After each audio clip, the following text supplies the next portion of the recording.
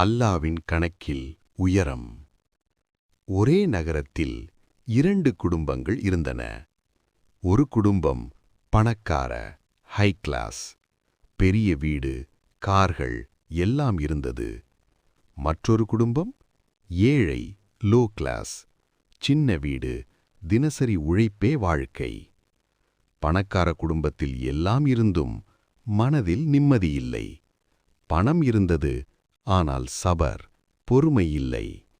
அவர்கள் அல்லாவை நினைப்பது பிரச்சனை வந்தால் மட்டும்.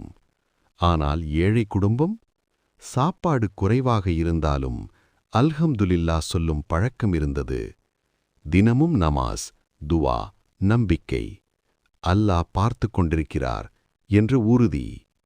ஒரு நாள் பணக்கார குடும்பம் பெரிய இழப்பை சந்தித்தது.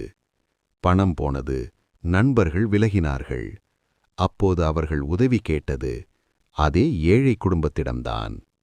ஏழை குடும்பம் கேட்டது, நம்மிடம் அதிகமில்லை, ஆனால் அல்லாவின் மீது நம்பிக்கை இருக்கிறது, அதுவே நம்முடைய செல்வம். அந்த வார்த்தைகள் பணக்கார குடும்பத்தின் மனதை மாற்றின. அவர்கள் புரிந்து கொண்டார்கள், அல்லாவின் கணக்கில் பணமல்ல, ஈமான்தான் உயரம்.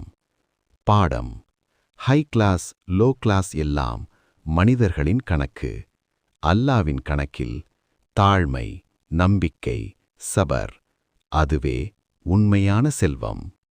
யார் யாரெல்லாம் அல்லாவை நினைக்கிறீர்களோ யூடியூபில் அல்ஹம்துலில்லா என்று கமெண்ட் செய்யுங்கள். அல்லாஹ் நிச்சயமாக மேலிருந்து நம் எல்லோரையும் பார்த்து கொண்டிருப்பான்.